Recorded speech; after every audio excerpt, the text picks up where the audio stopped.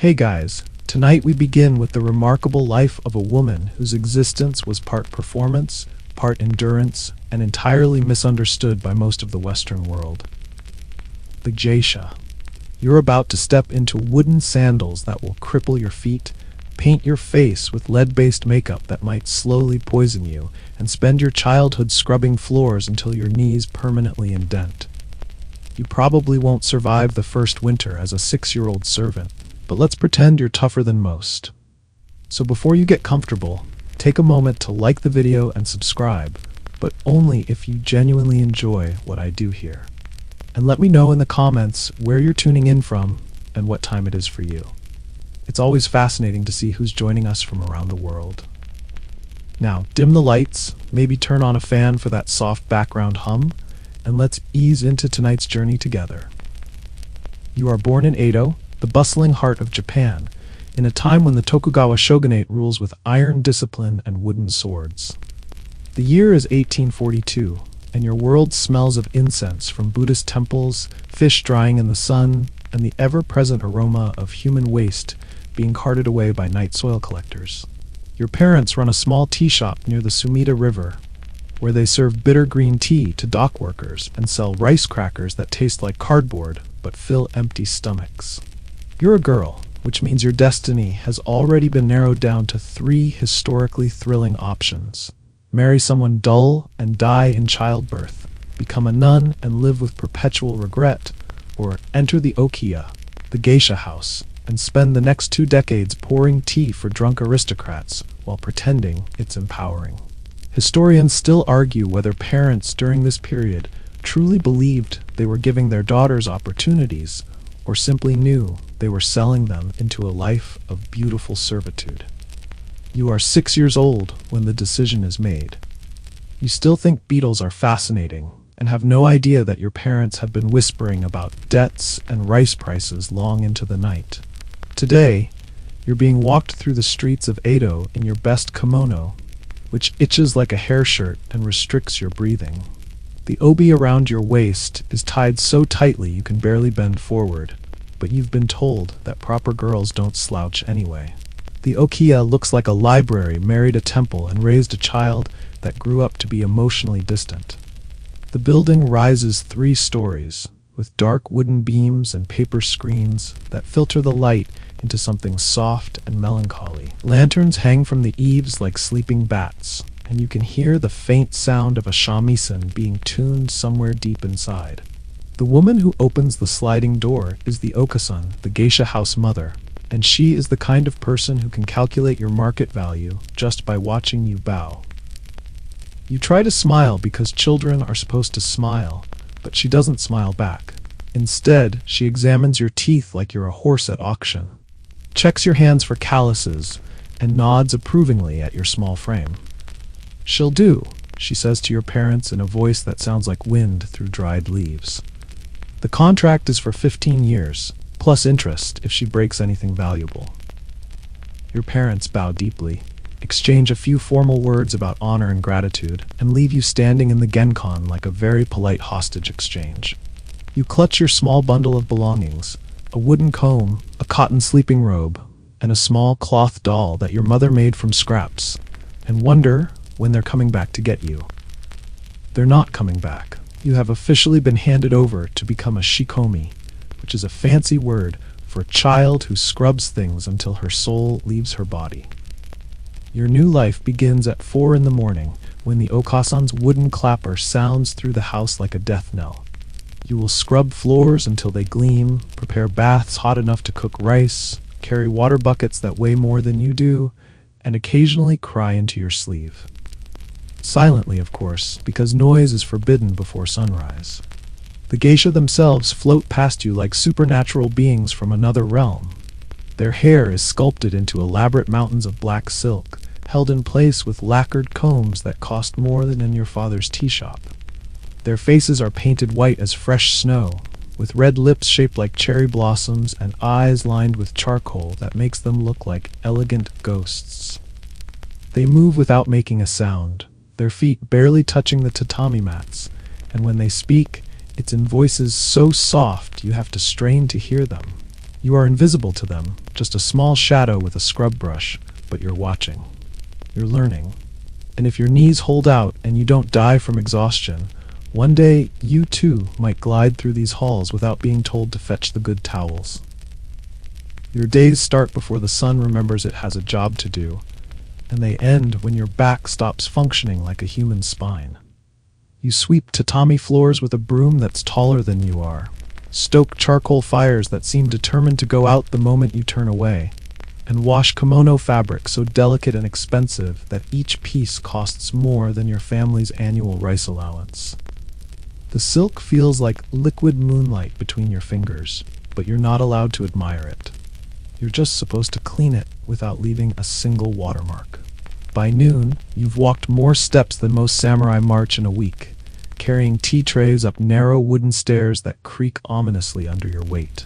The trays are lacquered black and heavy as tombstones, loaded with ceramic cups so thin you can see your fingers through them. Drop one cup and the cost gets added to your debt. Drop a whole tray, and you might as well throw yourself in the Sumida River. Heaven help you if you make noise while doing any of this. Shikomi must be silent as haunted houses, moving through the Okiya like ghosts who happen to be very good at housework. You learn to walk on the balls of your feet, to slide doors without the whisper of wood against wood, to pour water without the faintest splash. Speak only when spoken to, and when spoken to, respond quickly, but not too quickly, or it shows disrespect. Also, don't look directly at the senior geisha unless they're looking at you, in which case you're probably looking too much anyway. Honestly, blinking becomes a political act at this point. You're taught nothing formally because there's no classroom in the Okiya, no teacher with a pointing stick explaining the mysteries of fan placement. Your entire education consists of observation, humiliation, and endless repetition. You learn how to fold an obi by watching someone do it at the speed of light while balancing a tea tray on your head. You practice bowing until your spine files a formal complaint with your nervous system. You attempt to pour tea without spilling it, fail spectacularly 15 times in a row, and somehow begin to understand the precise angle of wrist required for elegance.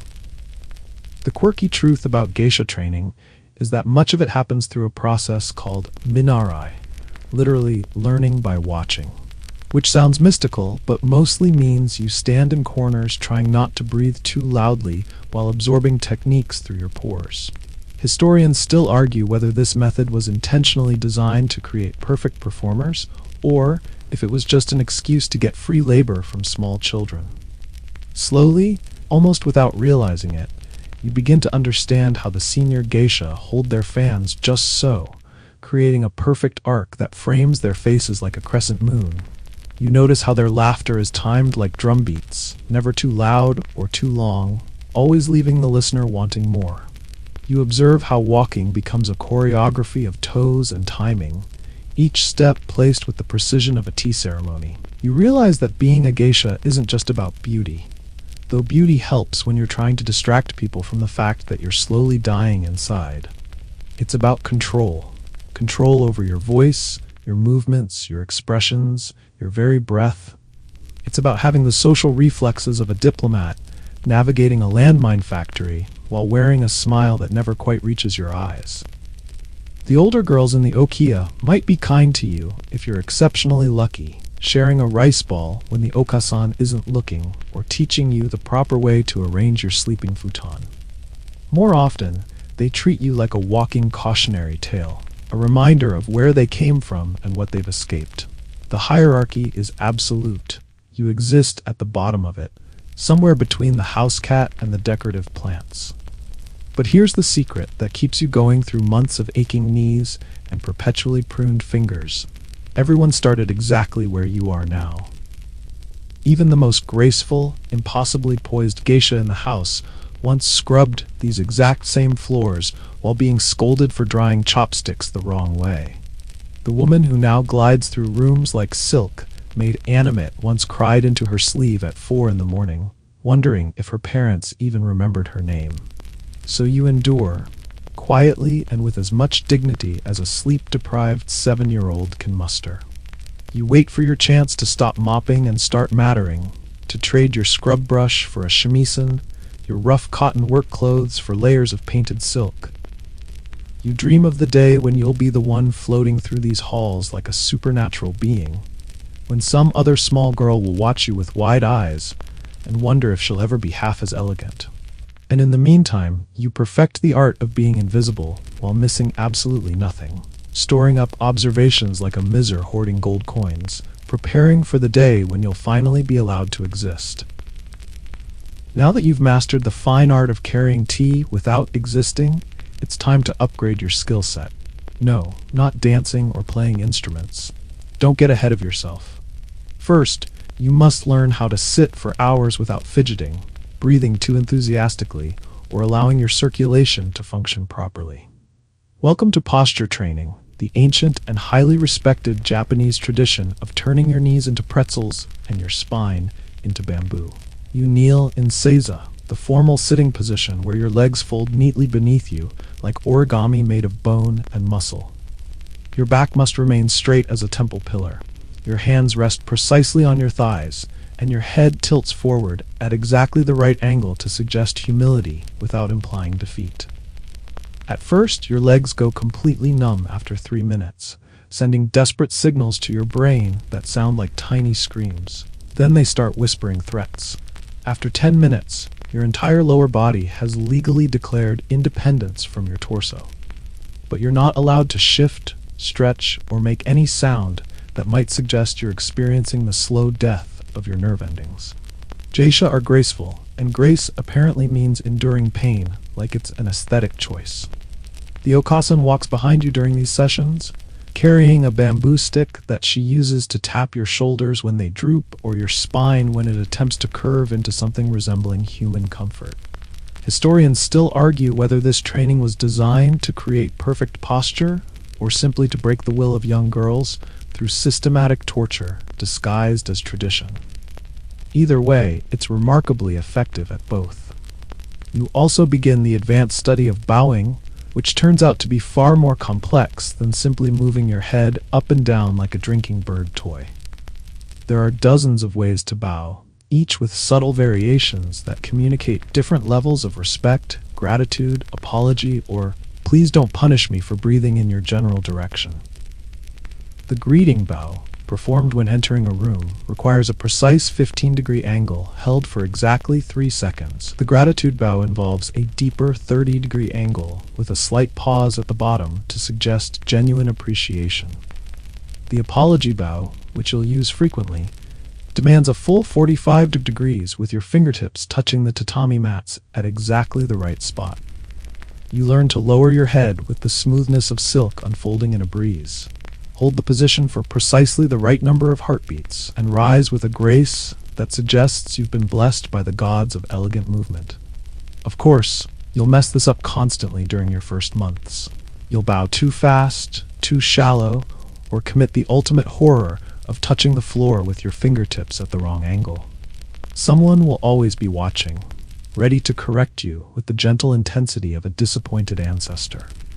The quirky reality is that geisha posture training actually has roots in Zen meditation practices, where sitting perfectly still was considered a path to enlightenment. The difference is that monks sat still to achieve spiritual transcendence, while you're sitting still to achieve the ability to serve tea without looking like a peasant. You also study the intricate art of sitting during tea ceremonies, where your knees must remain folded even when your soul desperately wants to escape your body. You must move like you're underwater, slow, fluid, deliberate, as if sudden movements might shatter the delicate atmosphere of refined torture that surrounds every formal gathering. If you sneeze during a tea ceremony, congratulations, you've just dishonored your ancestors and probably cursed the rice harvest. The training extends to walking, which you thought you'd mastered around age 2, but apparently had been doing wrong your entire life. You learn to take steps so small they're barely perceptible, gliding across tatami mats without creating the slightest sound. Your feet must be perfectly parallel, your knees slightly bent, your center of gravity lower than a limbo dancer's self-esteem. The goal is to move like you're floating just above the ground, defying both physics and common sense. But somewhere between the cramping and the internal screaming, something remarkable happens. You start to hold your head higher, not because you're proud, but because your neck muscles have been permanently rearranged. Your movements become quieter, more deliberate, less like a clumsy child, and more like a shadow with excellent posture. You begin to understand that this training isn't about theatrics or showing off. It's about control. You're learning to master your own body, to make it do things that seem impossible, to endure discomfort with a smile that never wavers. You're discovering that true power sometimes means making the extraordinary look effortless, even when every fiber of your being is screaming for mercy. This is where you begin to transform from a girl who scrubs floors into someone who might someday deserve to wear silk. After years of floor scrubbing, knee torture, and developing the posture of a demure statue, you finally hear the words you've been longing for. You're ready to become a Maiko. It's like being told you've been promoted from ghost to ornamental human being. Congratulations! You are now a Maiko, an apprentice geisha, which means the real suffering is just beginning. But at least now you get to suffer in style. First stop, the hair. Your head will now be turned into a living sculpture that would make Michelangelo weep with envy or terror. Professional hairstylists arrive at dawn with lacquer, wax, pins, and the kind of grim determination usually reserved for military operations. They twist your hair into the iconic Nihongami style, a towering, complex arrangement that takes 3 hours to create and approximately 1 poorly timed sneeze to destroy. The process feels like having your scalp slowly rebuilt by someone who learned architecture from studying pagodas. Every strand is pulled tight, twisted into impossible angles, and secured with enough pins to set off a metal detector. Your hairline is plucked to create a perfect oval shape, leaving you looking perpetually surprised, which is appropriate because you're constantly surprised by how much your head hurts. And you can't sleep lying down anymore. No. That would be far too comfortable. You must now use a takamakura, a wooden neck pillow designed by someone who clearly never needed to sleep. This contraption keeps your head elevated so your precious sculpture doesn't touch anything, especially common sense. Sleeping on a wooden pillow is like trying to rest your head on a meditation bench while having an anxiety attack. You get used to it, sort of. Eventually, maybe. Or you die from exhaustion. Both are considered acceptable outcomes. The quirky truth about Maiko hairstyles is that they require weekly maintenance sessions that cost more than most people's monthly rent. Historians still argue whether this was a deliberate economic trap to ensure girls couldn't afford to leave, or if the Japanese beauty industry has simply always been ruthlessly expensive. Now comes the outfit, and calling it an outfit is like calling Mount Fuji a hill. Your kimono is an embroidered beast that weighs approximately as much as a small horse and costs more than a samurai's yearly salary. The fabric is silk, so fine it seems to shimmer with its own inner light, decorated with patterns that tell stories of cherry blossoms, flowing water, and seasonal birds that apparently have very strong opinions about color coordination. The sleeves are long enough to sweep a small garden, which is both elegant and impractical when you're trying to carry tea without becoming a human dust mop. The obi sash is tied in an elaborate knot that sits halfway up your back and weighs about as much as a toddler having a tantrum. This isn't just a belt, it's a structural engineering marvel that requires 2 or 3 people to tie properly, along with enough rope to secure a small boat. Getting dressed each morning becomes a group activity that resembles a religious ceremony performed by very patient cultists. The process involves multiple layers of undergarments, each with its own specific purpose.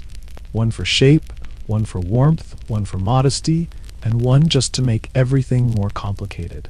People literally wrap you in fabric like you're a very expensive present that someone forgot to put in a box. Then there are the kanzashi, your hair ornaments, which are beautiful, seasonal, and sharp enough to qualify as light weaponry. These aren't just decorations. They're a complex communication system that broadcasts your training level, the current season, and your position in the geisha hierarchy. Wear the wrong flower in your hair during autumn, and everyone in Kyoto will know you're either new, confused, or having some kind of seasonal identity crisis.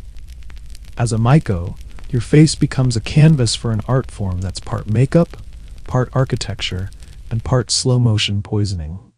You slather your face, neck, and chest with white rice powder mixed with water, creating a base so thick it could probably stop bullets. The powder smells like chalk and feels like wearing a plaster mask that's slowly stealing your soul. Red pigment defines your lips into a perfect bow shape, though, as a junior Maiko, you're only allowed to paint your bottom lip, because apparently full lip privileges must be earned through years of suffering. Your transformation is complete when you look in the mirror and see someone who is both yourself and completely not yourself. A living doll designed to embody beauty, grace, and the kind of artificial perfection that makes people forget you're actually a teenager who just wants to sit down without assistance. Being a Maiko comes with many sacred responsibilities. Pouring tea with the precision of a Swiss watchmaker, dancing like your life depends on it, and pretending not to hear when middle-aged men make comments that would get them slapped in any other century. But none of these compare to your most ritualistic daily torture, the face. Your makeup routine is now a full-scale military operation that begins before dawn and requires more equipment than a small army. Step 1. Slather your entire face, neck, and chest in a thick coat of white rice powder mixed with water, creating a paste that smells like wet chalk and feels like liquid plaster. This magical concoction dries faster than your will to live and sets with the permanence of concrete. Once it's on, you are no longer human. You are canvas, and heaven help anyone who tries to touch the artwork. The white makeup tradition dates back over 1,000 years, originally developed because candlelight made pale skin appear to glow ethereally. The quirky reality is that early geisha makeup contained lead, mercury, and other delightfully toxic substances that slowly poisoned the wearer. Modern geisha is thankfully less deadly, though it still feels like you're suffocating your pores with the enthusiasm of someone who's never heard of skincare. Step 2. Eyebrows. Your natural ones are gone, completely covered by the white foundation, erased like a mistake on expensive paper. New eyebrows are drawn on with charcoal, positioned higher than nature intended, and shaped like perfect little crescents. They're thin, dark, and serious looking, like they have access to secrets about the universe that regular eyebrows could never understand. Step 3. Eyes. You trace your eyelids with a mixture of red and black pigments, applied with a brush so fine it could paint individual rice grains. The technique requires the steady hands of a surgeon and the patience of a saint, because one tiny twitch turns you from elegant apprentice to haunted raccoon. The red pigment around your eyes is supposed to make you look youthful and alluring, though mostly it makes you look like you've been crying tears of blood, which isn't entirely inaccurate. And then come the lips. Oh, the lips. As a junior Maiko, you're only allowed to paint your bottom lip, because apparently the privilege of having a complete mouth must be earned through years of dedication and suffering. You paint it bright red, carefully shaped like a tiny bow, using a brush that's probably worth more than your family's former tea shop. The single lip look is considered the height of demure beauty, though it makes eating look like a complicated performance art piece. Historians still argue whether the bottom lip only rule was about maintaining innocence, preventing Maiko from appearing too mature, or simply another arbitrary tradition designed to make everything more difficult than necessary. The entire makeup process takes approximately 2 hours, requires perfect lighting, and must be done with the concentration of someone defusing a bomb. Mistakes are not tolerated. Smudge your lip line and you start over. Uneven eyeliner? Unacceptable. Get rice powder in your hairline? You've just committed a crime against beauty itself. Once you're finally painted and dressed, you look in the mirror and see something both ancient and terrifying. A porcelain doll that's achieved sentience and learned to walk. Your face is a mask of white perfection. Your lips a single stroke of red that seems to float independently of your actual mouth. You are no longer a 15-year-old girl who misses her parents. You are art, tradition, and several centuries of cultural expectations wrapped in silk and held together by willpower. The transformation is so complete that even you don't recognize yourself. Your reflection shows a creature from another world, someone who exists purely to be beautiful and serve tea with supernatural grace. The girl who once scrubbed floors at 4 in the morning has vanished beneath layers of powder and paint, replaced by something that's both more and less than human. But here's the thing about wearing a mask every day. Eventually, you start to forget what's underneath it. The white face becomes your real face, the painted smile your actual expression. You begin to move differently, speak differently, think differently. The makeup isn't just covering your skin, it's reshaping your entire identity, one carefully applied brushstroke at a time. And perhaps that's the point. Perhaps becoming a geisha isn't about enhancing who you are, but about becoming someone entirely new. Someone who can carry the weight of tradition, beauty, and expectation without ever letting anyone see the effort it requires. Someone who can smile with painted lips while her real mouth remembers what it felt like to be a child. At first glance, you might think the geisha's greatest tools are her beauty, her kimono, or possibly the sharp metal hairpins she keeps for purely decorative purposes. Wink, wink. But you'd be wrong. Her real weapons are twofold. The shamisen, a three-stringed instrument that looks like a weaponized spatula, and the ancient Japanese art of making awkward men feel like they're the most fascinating creatures who ever drew breath. You learn the shamisen with the dedication of someone training for musical warfare. This instrument sounds like a melancholy banjo that's been through a philosophical crisis, and playing it requires grace, rhythm, and fingers that don't cramp like salted fish. The shamisen has a body made of cat skin, yes, actual cat skin, which creates a unique tone that's both beautiful and slightly disturbing when you remember what you're holding. Modern versions use synthetic materials, but traditional shamisen still honor the ancient practice of turning household pets into musical instruments. You practice for hours daily, your fingers dancing across the strings, while your teacher sits behind you with the patience of someone who's witnessed 1,000 musical disasters. The sounds you produce begin as cat being slowly murdered, and gradually evolve into something that might charitably be called respectable ambiance. Your sensei is merciless about missed notes. One wrong pluck earns you a sigh that could wither flowers. 2 missed notes get you a raised eyebrow that questions your entire existence. And 3 mistakes send you back to tuning the instrument until it sounds less like a kitchen accident. The quirky truth about shamisen music is that it was originally considered so seductive that the Tokugawa government tried to regulate it, fearing it would corrupt public morals. Historians still argue whether this was because the music was genuinely provocative or because government officials were just really easy to scandalize. But music is only half the equation. The other half is conversation, and this is where you learn skills that would make a diplomat weep with envy. You're not just learning how to talk, you're learning how to talk around things, how to flatter without lying, how to suggest without promising, how to keep a man engaged in dialogue, while mentally organizing tomorrow's dance routine and calculating how much sake he's had. You practice the art of subtle deflection like it's a martial art. If a client mentions his wealth, you smile softly and redirect the conversation to the beauty of moonlight on water. If he tries to flirt too boldly, you compliment his excellent taste in seasonal kimono colors and offer him more tea. You become the queen of graceful subject changes, able to steer any conversation away from dangerous territory with the skill of someone navigating a boat through rocks in a storm. The training involves memorizing hundreds of poems about flowers, seasons, and the ephemeral nature of beauty.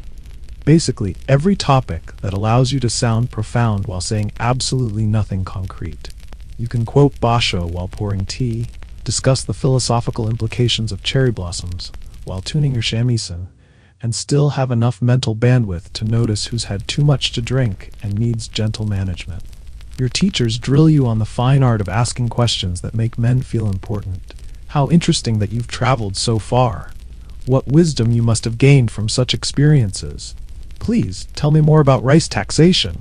I find it utterly fascinating.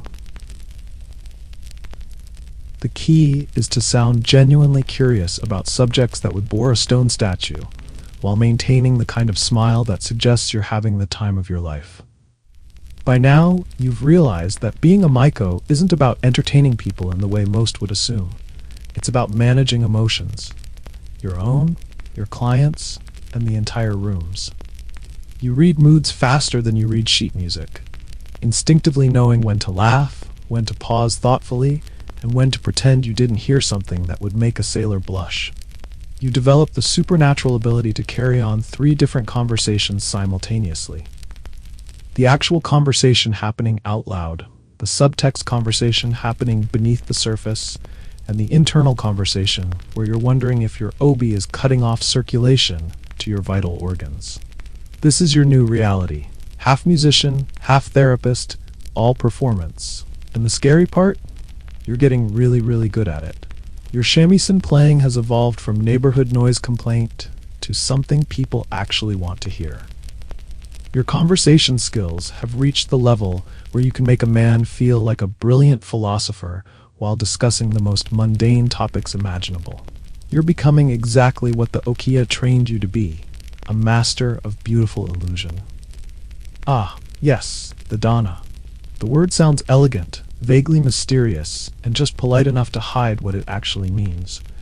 A wealthy male patron who supports your career with strings of obligation woven so tightly they could double as a noose. You hear about this concept early on, whispered between Maiko like a secret recipe for disaster wrapped in silk and good intentions. A Dana, they tell you, is a respected man who appreciates the arts, funds your training, and helps cover the extravagant costs of kimono, hair ornaments, and general survival in a world where looking beautiful costs more than most people's houses. In return, you're expected to keep him company, make him feel important, and ideally, not run screaming into the night when he starts explaining his theories about modern commerce. It's not romantic. This isn't a Jane Austen novel where witty banter leads to true love. This is a business transaction wearing a silk robe and speaking in euphemisms. You don't get to choose your Dana any more than you got to choose your parents or your tragically small feet. The Okasan weighs reputation, wealth, and social connections like a sommelier evaluating vintage wines, except instead of wine, she's sampling aged male insecurity with hints of disposable income. You, meanwhile, are told to smile and pretend the man in front of you, who is 40 years your senior and breathes like a tired ox, represents the height of intellectual sophistication. The historical reality of the Dana system is more complex than most people realize. Not every Dana expected certain favors.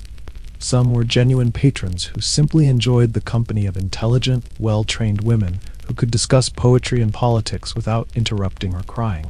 Others had expectations that weren't written in any contract but hung in the air like incense smoke that never quite clears. Now, to be absolutely clear, not every patron crosses inappropriate lines. Many Dana relationships remain strictly within the bounds of artistic patronage and refined companionship. But the boundaries are vague, culturally unspoken, and the pressure is immense. You owe your house money, lots of money. You owe your future to these arrangements. You owe your aching knees, which are currently supporting another 10 pounds of ceremonial fabric, to this entire system of beautiful obligation. Historians still argue whether the Dana system was primarily exploitative, or whether it provided women with a form of economic independence unavailable elsewhere in feudal society. The truth, as usual, probably lies somewhere in the complicated middle. So you learn the delicate art of emotional balancing, like a tightrope walker in wooden sandals. You keep things light, friendly, respectful, maintaining just enough warmth to seem genuine, while keeping enough distance to preserve your sanity. You become a master of making men feel adored, while keeping your actual soul safely sealed behind layers of powder, paint, and professional politeness. The quirky aspect of many Dana relationships is that they often involved elaborate gift-giving rituals that resembled courtship, but were actually more like very expensive performance reviews. Your Dana might present you with a beautiful kimono, and you'd respond with a perfectly choreographed display of gratitude that took weeks to rehearse. It was theater, essentially, but theater where everyone pretended it was real life. If emotional labor were taxable, you'd single-handedly bankrupt the shogunate. You spend your evenings nodding thoughtfully while listening to detailed explanations of grain prices, tax policies, and the philosophical implications of trade route management. You perfect the art of looking fascinated while internally composing haiku about escape, freedom, and maybe setting something on fire, Sometimes the arrangement works out beautifully. A thoughtful Dana might sponsor you for years, providing financial security while maintaining appropriate boundaries and giving you space to develop your artistry. These relationships can become genuinely warm friendships built on mutual respect and shared appreciation for tradition and beauty. Other times, you develop the lifelong ability to dissociate in real time while nodding enthusiastically at stories about rice taxation policies being explained for the 15th time this month. You learn to smile with your painted lips while your actual face remains carefully neutral, to laugh at jokes that aren't funny, and to find diplomatic ways to redirect conversations that are heading toward uncomfortable territory. Either way, the system isn't about love, passion, or even genuine companionship. It's about leverage, economics, and the ancient art of making survival look like choice. And the only way to navigate it successfully is to learn how to tilt the balance back in your favor, all while wearing 3 layers of brocade and pretending the room isn't slowly filling with smoke. One day, someone hands you a pair of shoes that look like small wooden buildings and says, "Put these on." They're called okobo, towering platform sandals made of solid wood with absolutely no right to exist in a world where people value their ankles. These contraptions are designed not for comfort, but for ceremony, elegance, and possibly revenge against the concept of practical footwear. Okobo are worn exclusively by Maiko, which means if you're strapping these medieval torture devices to your feet, you're now expected to float, not walk, across the streets of Kyoto without wobbling, tripping, or bursting into tears. The platforms add about 4 inches to your height, making you tall enough to see over crowds, but also unstable enough to topple like a decorative statue in a mild earthquake. The historical purpose of okobo goes beyond just making Maiko look taller and more elegant. The elevated platform was practical in old Japan, keeping expensive kimono hems away from mud, puddles, and the various unpleasant substances that littered medieval streets. But knowing the practical reason doesn't make them any less terrifying to actually wear. These sandals have no cushioning because apparently comfort is for people who lack dedication to traditional arts. They're carved from a single piece of willow wood, shaped like tiny stilts, and secured to your feet with fabric straps that dig into your skin with the enthusiasm of someone who's never heard of circulation. Your feet throb within minutes. Your calves scream in protest. Your sense of balance becomes a full-time job that requires constant vigilance and occasional prayer. God help you if it's raining. Wet okobo on stone streets turn every trip to the tea house into an Olympic-level obstacle course, where one wrong step means sliding gracefully into traffic while wearing several $1,000s worth of silk. You learn to read weather patterns like a sailor, to spot potential puddles from 50 yards away, and to develop an almost supernatural awareness of every pebble, crack, and slightly uneven stone in your path. The sound they make, a sharp clop clop clop, is deliberate and distinctive. When a Maiko walks down the street, people know immediately what's approaching. That rhythmic clicking becomes your new soundtrack, announcing your presence like a one-person percussion section that never gets to rest. It's beautiful, traditional, and completely eliminates any possibility of sneaking up on anyone ever again. Historians still argue whether the distinctive sound was meant to alert people to show proper respect, or simply to warn innocent bystanders to get out of the way before someone got injured. Eventually, your legs adapt to this daily torture in ways that would fascinate medical professionals.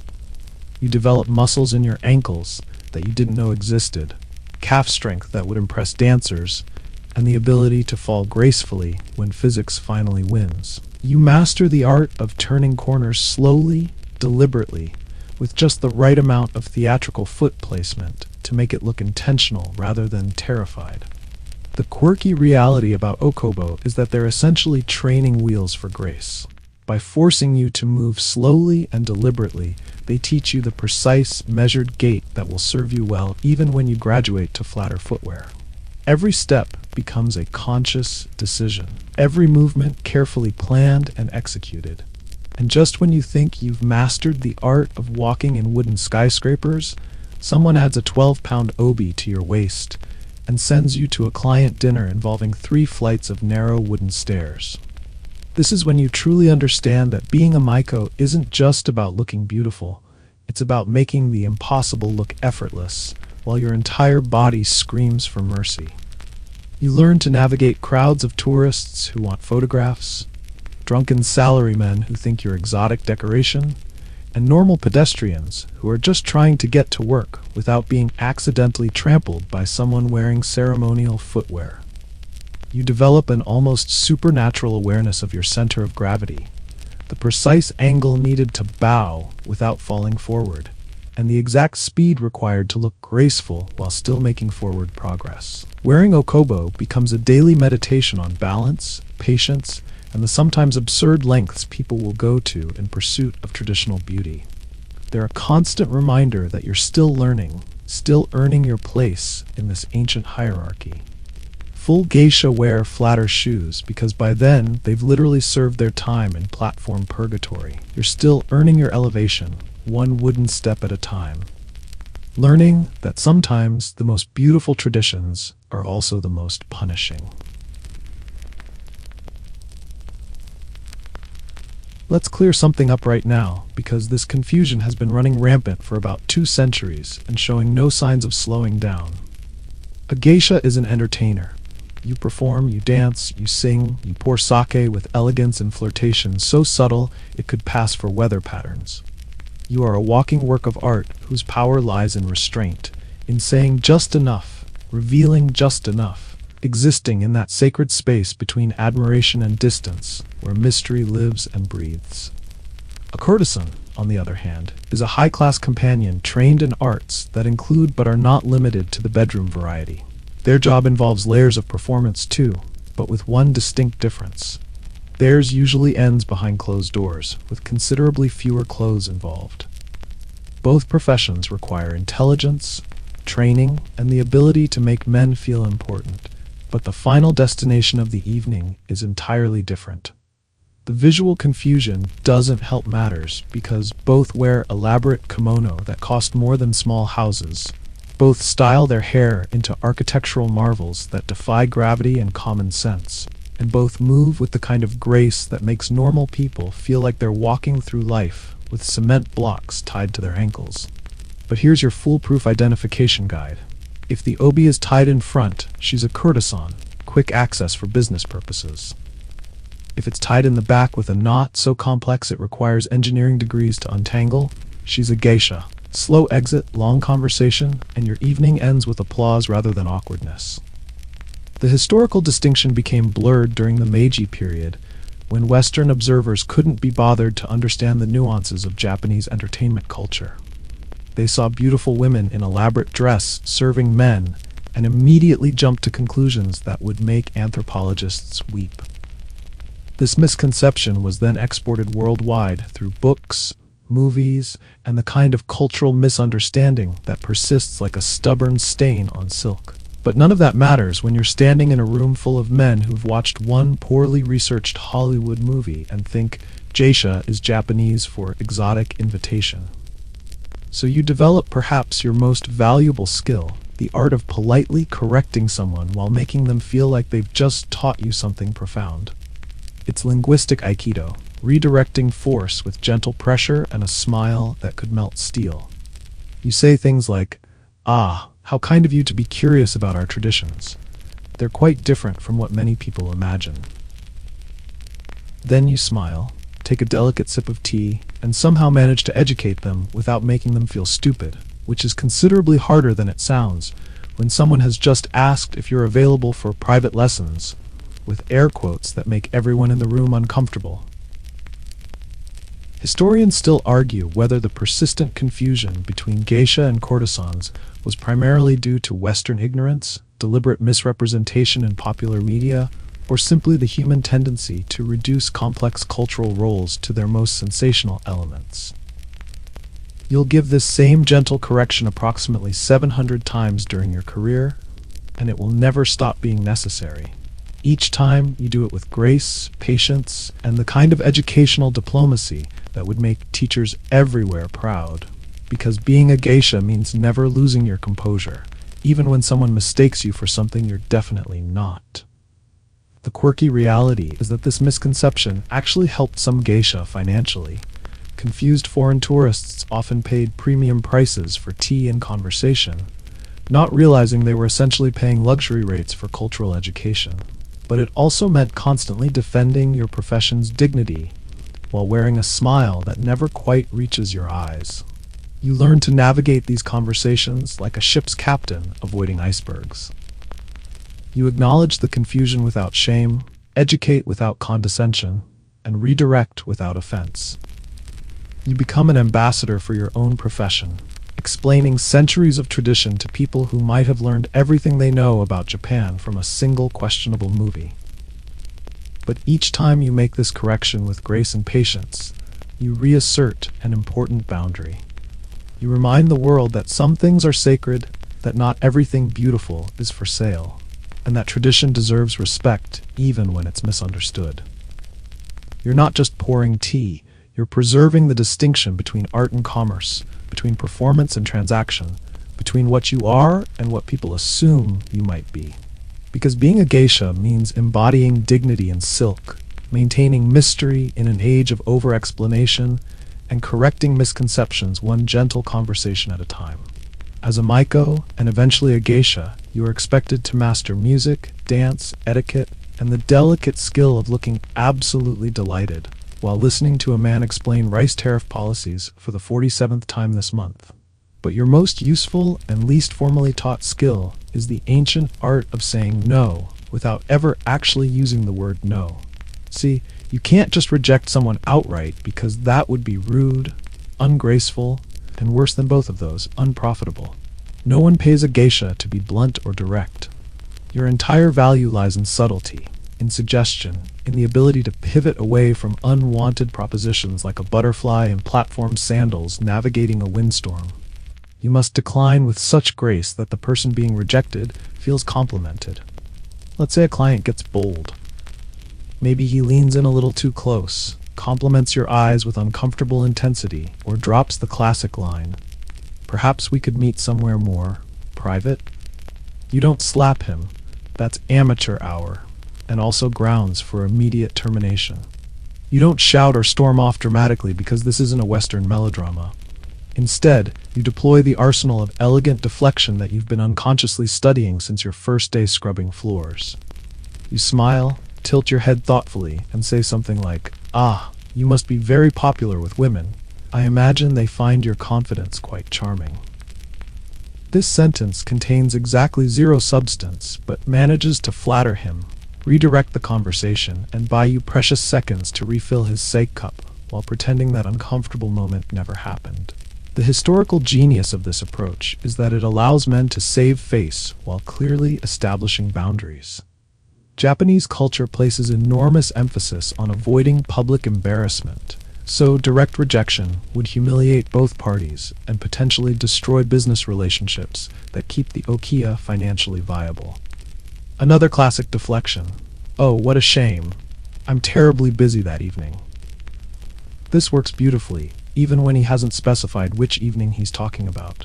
You are always terribly busy because a geisha's schedule is a mysterious entity wrapped in silk and plausible deniability. You might be busy with tea ceremonies, dance practice, or simply being busy with the important business of being unavailable for private meetings. Or you deploy the nuclear option, gentle laughter, a soft, amused chuckle, followed by a delicate shake of the head and an immediate subject change. Have you tried the autumn wagashi? The persimmon ones are absolutely divine this season. Suddenly, you're discussing traditional sweets instead of inappropriate suggestions, and somehow he feels like he's having a delightful conversation about culture rather than being shut down completely. The quirky reality is that this skill, diplomatic rejection, was so refined among geisha that it became an art form studied by diplomats and business negotiators.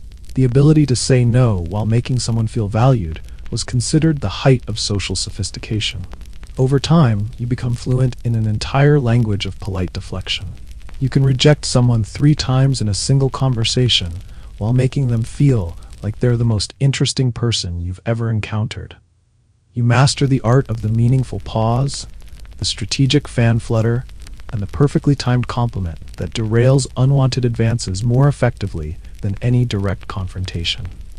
Historians still argue whether this elaborate system of indirect communication was empowering for women or simply another form of constraint disguised as elegance. It's exhausting, yes, but it's also remarkably effective. You learn to read subtle cues, the slight change in posture that suggests someone is about to cross a line, the particular tone that means trouble is approaching, the look in someone's eyes that warns you to start planning your escape route through compliments and tea service. You become a master of the gentle redirect, the artful dodge, the graceful sidestep. You can guide a conversation away from dangerous territory with the skill of a river captain navigating rapids, all while maintaining the kind of serene smile that suggests you're having the most wonderful time imaginable. Because here's the ultimate truth about being a geisha. Your job isn't to indulge every desire or fantasy. It's to manage them, to channel them into something beautiful and contained, to make the evening feel magical while keeping both hands firmly on the wheel of your own dignity. And if all else fails, you smile mysteriously, bow gracefully, and murmur, "Such an interesting perspective. I shall certainly consider it." That usually does the trick. It sounds like maybe, feels like yes, but actually means absolutely not. The okiya may look serene from the outside, paper walls filtering golden light, the gentle strum of shamisen floating through the air like musical incense. Everything arranged with the kind of aesthetic perfection that makes photographers weep with joy. But don't be fooled by the tranquil facade. Inside these walls lies a battlefield where wars are fought not with swords or shouting, but with compliments sharp enough to draw blood and smiles that could cut glass. Every geisha house is a carefully managed ecosystem of ambition, hierarchy, and petty vengeance served in silk wrapping. You're surrounded by women who are intelligent, competitive, and trained to smile sweetly while slowly assassinating each other with politeness. Welcome to the world of fan wars, where passive aggression has been elevated to an art form that would make Renaissance masters jealous. Did someone accidentally borrow your best obi without asking? How thoughtful of them to notice your excellent taste. Did another Maiko arrive at tonight's gathering wearing the exact same seasonal hairpin as you? What an amusing coincidence. Clearly great minds think alike. Did your shamisen solo mysteriously get reassigned to someone else at the last minute? Just a simple misunderstanding that somehow always seems to benefit the more popular girls. The historical reality is that geisha houses operated like small corporations, where women competed for the attention of wealthy patrons, prime performance slots, and the favor of the okasan who controlled their careers. With limited opportunities and high stakes, competition was inevitable. It just had to be conducted with impeccable manners. You learn quickly that not all smiles are kind, not all compliments are genuine, and never, under any circumstances, leave your expensive cosmetics unattended. There's an unspoken hierarchy among the women, and stepping out of line or threatening someone's position results in consequences that are both subtle and devastating. There's a code, of course, because even warfare has rules when conducted by ladies. You don't scream, slap, or engage in anything so crude as direct confrontation. That would be beneath your training and possibly grounds for expulsion. Here, revenge is served with the temperature and timing of perfectly brewed tea. One extra syllable in a haiku that makes your rival's composition sound clumsy. One deliberately placed comment about posture during group practice. A gentle whisper to an important client about how you heard something interesting about another girl's dedication to traditional values. Rumors in the okiya spread faster than fire through paper screens. Information becomes currency. Who received gifts from which patron, who missed a step during last night's performance, who was seen speaking too familiarly with a married client. You try to stay above the gossip initially, focusing on your training and hoping your dedication will protect you from the intrigue. But eventually, you get pulled into the vortex because neutrality is impossible when you're living in close quarters with ambitious women competing for the same opportunities. Maybe you're suddenly the new favorite and other girls start noticing. Maybe your dancing improved too quickly. Maybe someone's just having a bad month and decides your existence is personally offensive. Historians still argue whether this competitive environment ultimately improved performance standards by pushing women to excel, or whether it created unnecessary psychological stress that damaged relationships and mental health. You survive by learning to be strategically gracious.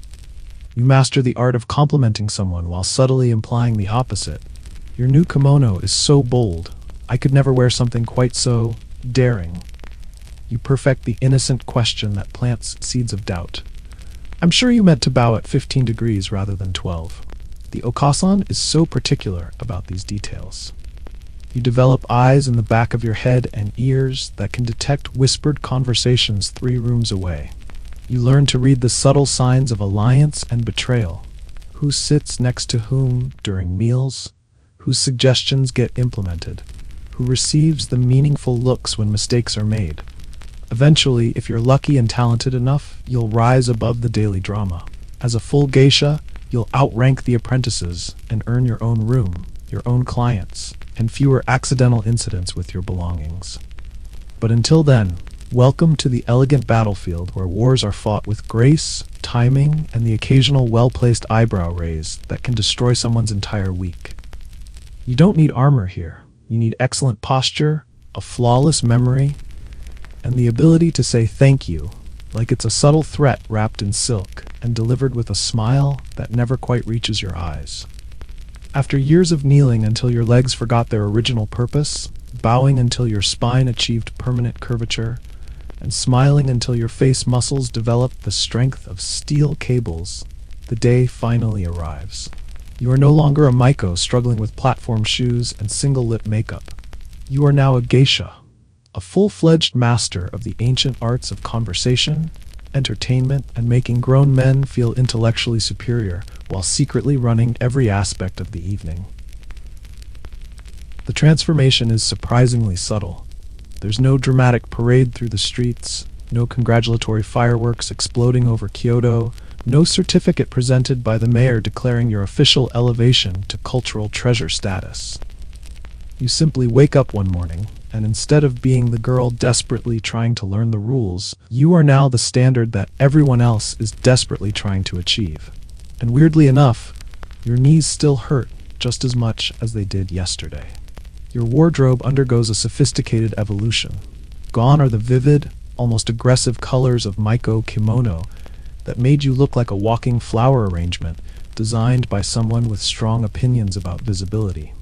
Your new look is more subdued, more elegant, like you finally earned the right to dress like someone with actual thoughts and opinions, rather than a decorative object that occasionally serves tea.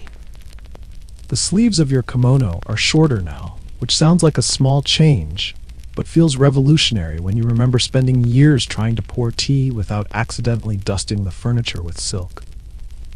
Your hair, thank the gods and all their celestial relatives, is no longer a weekly torture session requiring structural engineering degrees. You now wear wigs, elaborate, expensive wigs that still weigh approximately as much as your head and require professional styling, but at least you can sleep like a normal human being instead of balancing your skull on wooden blocks. The biggest shift, though, is that you now perform alone. You don't follow anyone anymore, desperately trying to memorize their every gesture while staying invisible in the background. You lead. You're expected to host entire evenings, entertain rooms full of clients, and charm everyone present without assistance, backup, or the safety net of being able to blame your mistakes on inexperience. Your shamisen solos are longer now, more complex, requiring not just technical skill, but emotional expression that can hold a room's attention for 20 minutes without anyone checking their pocket watches. Your conversations must be wittier, more engaging, more substantive. You're expected to have opinions, carefully modulated, diplomatically expressed opinions about literature, politics, seasonal aesthetics, and the philosophical implications of sake temperature. The historical transition from maiko to geisha typically happened around age 20, after roughly 5 years of intensive training. The ceremony marking this change was called erikei, literally collar changing, referring to the switch from the red collar of apprenticeship to the white collar of full professional status. Clients no longer see you as adorably incompetent or charmingly naive. They see you as powerful, not in a sword-wielding, castle-burning way, but in the way that a single perfectly timed pause can completely derail a conversation, or a slightly raised eyebrow can make a grown man question every life choice that led him to this moment. You've mastered subtlety to the point where it's become a superpower. You've weaponized grace. People listen when you speak, partly because you speak less frequently now, choosing your words with the precision of someone placing stones in a Zen garden. Silence, you've learned, is often more powerful than speech, especially when wielded by someone who knows exactly how long to let a pause stretch before it becomes uncomfortable. And with this new status comes new responsibilities that make your previous duties look like a relaxing vacation. You must mentor the younger Maiko, patiently teaching them the same skills you once struggled to master, while resisting the urge to tell them that yes, their feet will hurt for approximately the next 15 years. You must maintain relationships with clients you've been entertaining for years, keeping conversations fresh, despite having heard their opinions about grain taxation policies enough times to write a doctoral thesis. Historians still argue whether the elevation to full geisha status represented genuine empowerment within a constrained system, or simply a more sophisticated form of the same fundamental limitations. But something profound has changed within you during this transformation. You're no longer pretending to be someone else while wearing an elaborate costume. You've become the person the Okiya sculpted you into. Not just a woman in expensive kimono, but a living embodiment of refinement, mystery, and perfectly calculated emotional intelligence. You are no longer training to become tradition. You are tradition, walking and breathing, and occasionally wondering if your obi is cutting off circulation to vital organs. So, you've survived the gauntlet of training, mastered the art of walking in wooden skyscrapers, and learned to smile through centuries of tradition without once screaming into your obi. You've danced, poured tea, charmed clients, and avoided tripping in platform sandals long enough to reach the unspoken final chapter in every geisha story. What happens when the music finally stops? Because here's the secret no one mentions during all those years of rigorous training. Geisha don't really retire in any traditional sense. There's no ceremony where someone hands you a gold-plated fan and a pension plan. You don't get a farewell party with cake and speeches about your years of dedicated service. You just gradually fade from the spotlight like a candle that's been burning so long it finally runs out of wick. The transition happens slowly, almost imperceptibly.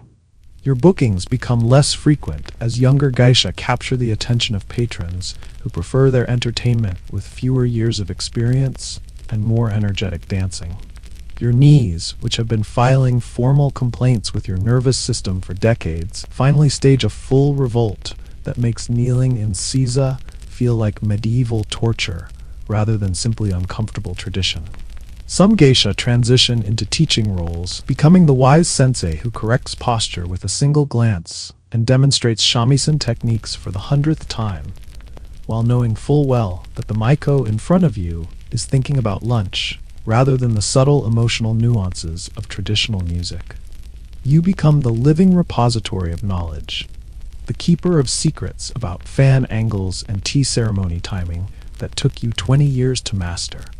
Others evolve into house mothers, the okasan, who once seemed like intimidating gatekeepers of an impossible world. Yes, her.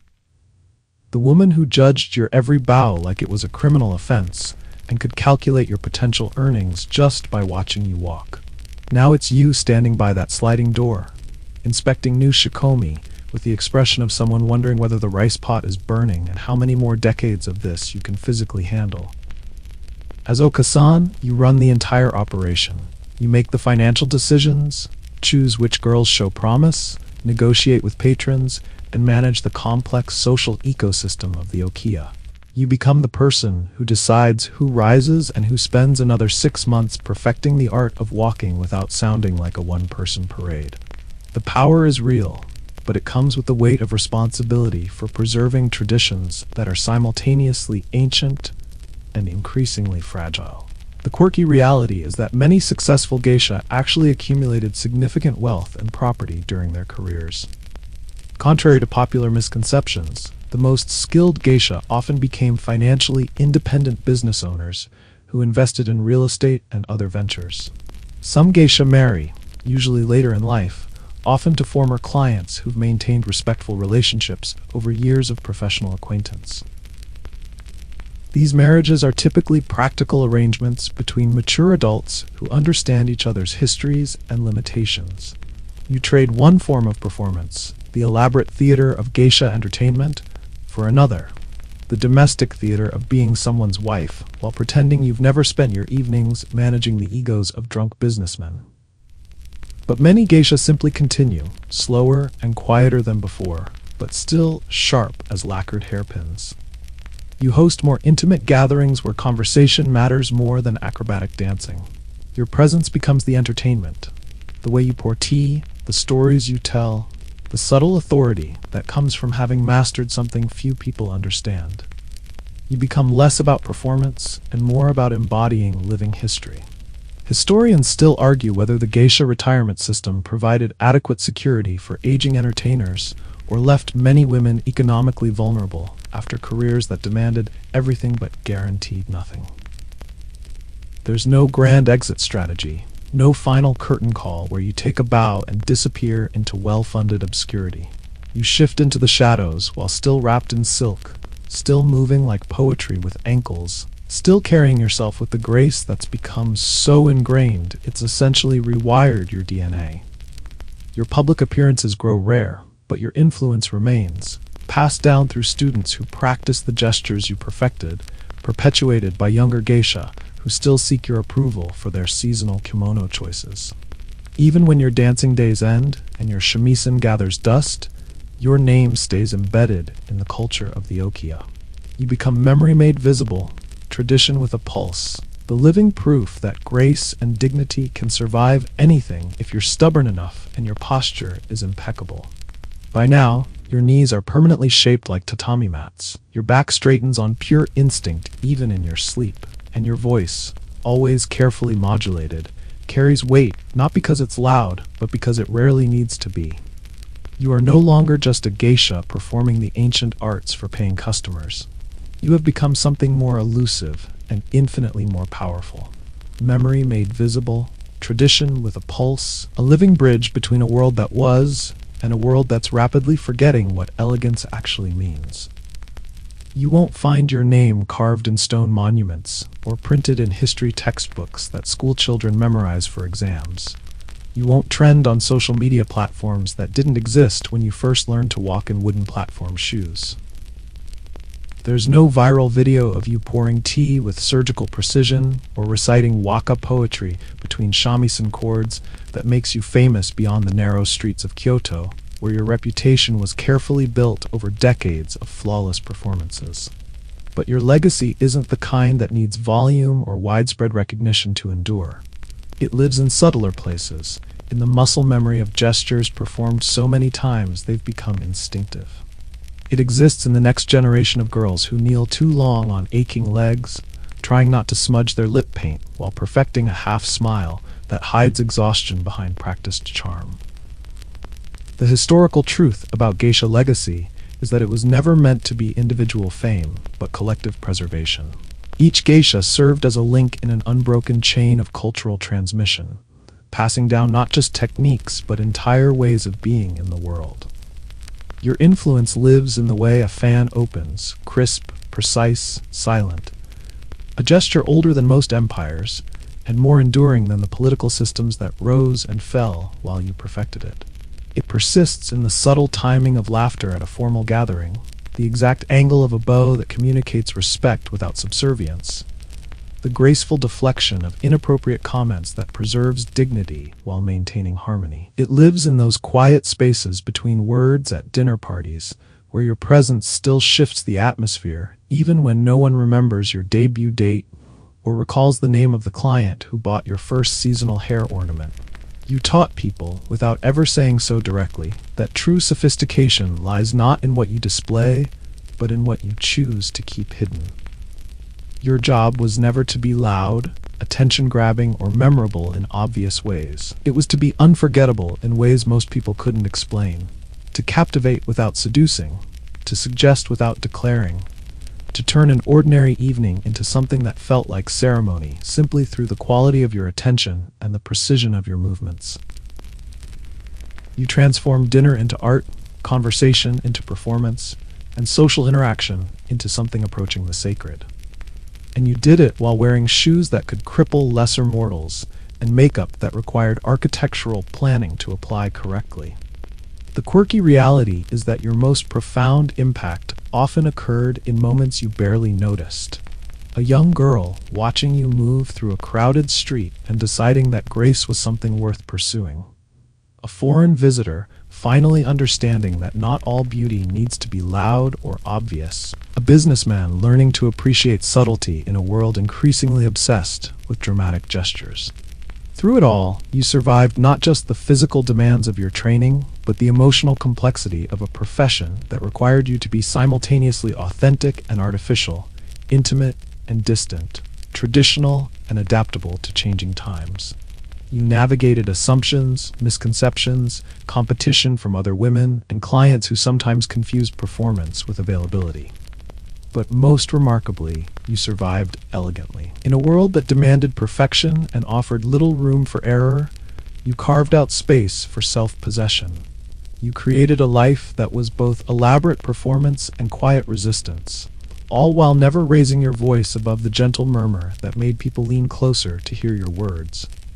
And maybe no one will say your individual name when they tell the broader story of Kyoto's cultural heritage. But someone, somewhere, will sip tea with deliberate grace. Someone will walk in expensive kimono without making a sound.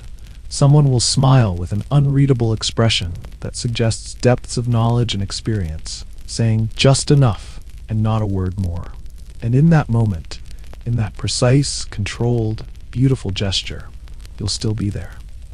Not as a ghost haunting the entertainment districts, but as living legacy, proving that some forms of power are too subtle to die and too essential to forget. You are no longer the 6-year-old girl who clutched a cloth doll and wondered when her parents were coming back. That child dissolved years ago beneath layers of white powder and relentless training, replaced by something both more and less than human. A living artwork that breathes, moves, and occasionally wonders what happened to the person she might have been in a different world. The transformation was so gradual, you barely noticed it happening. One day you were scrubbing floors and dreaming of escape, and decades later you wake up as the embodiment of everything you once feared and admired from a distance. You've become the supernatural being who glides through rooms like silk made animate, the one that small girls watch with wide eyes and impossible dreams. Your reflection in the mirror shows someone who has aged with the kind of grace that comes only from a lifetime of conscious control. The lines around your eyes are soft, earned through years of controlled expressions and carefully modulated emotions. Your hands move with unconscious elegance even when you're alone, arranging objects with the precision of someone who spent 40 years making every gesture deliberate. The face that looks back at you is your own, but transformed by decades of practice into something that transcends individual identity. You've become a keeper of forms, a guardian of traditions that existed long before you were born and will continue long after you're gone. The weight of that responsibility sits lightly on shoulders that learn to carry impossible burdens with perfect posture. In quiet moments, and there are more quiet moments now, you sometimes catch glimpses of the child you were. She appears in unexpected places. The delight you still feel when cherry blossoms bloom each spring, the small smile that escapes when you watch young Maiko struggle with the same lessons that once defeated you, the tiny rebellion of removing your formal footwear and wiggling your toes in private. The evening light filters through paper screens with the same golden warmth it had when you first entered the Okia, but now you're the one that light illuminates as it fades. You sit in the garden where you once swept fallen leaves as punishment for minor infractions, watching shadows lengthen across stones, arranged by someone who understood that beauty and time are inextricably connected. Your breathing has become naturally slower, deeper, synchronized with rhythms you absorbed from decades of meditation, disguised as daily routine. The shamisen beside you rests silent, its strings relaxed, but your fingers still move occasionally across invisible frets, playing melodies that exist now only in muscle memory and the whispered acoustics of a room that has heard the same songs for generations. The sound of traffic outside reminds you that the world beyond these walls has changed dramatically since you first learned to walk without making noise. But inside, in this space preserved like amber, time moves differently. Here, the old forms persist, maintained by women who chose to become vessels for something larger than individual desire or personal ambition. Tonight, perhaps for the last time, you adjust your collar with the same precise movement you've performed thousands of times before. The gesture is automatic now, requiring no thought, but containing within it the accumulated grace of a lifetime spent in service to an ideal of beauty that few people understand, and fewer still can embody. The garden grows quieter as darkness settles over Kyoto like a familiar blanket.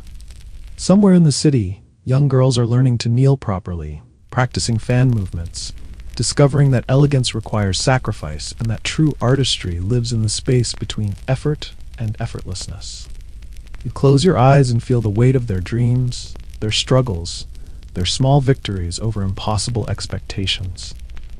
They are you as you were them, links in a chain that stretches backward through centuries and forward into an uncertain future where tradition must find new ways to survive.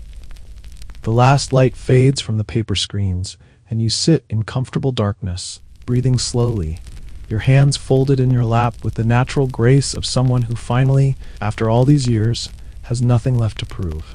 The girl with the cloth doll is at peace, the geisha with the painted face is complete, and in the silence between heartbeats, between the end of one breath and the beginning of the next, you simply are.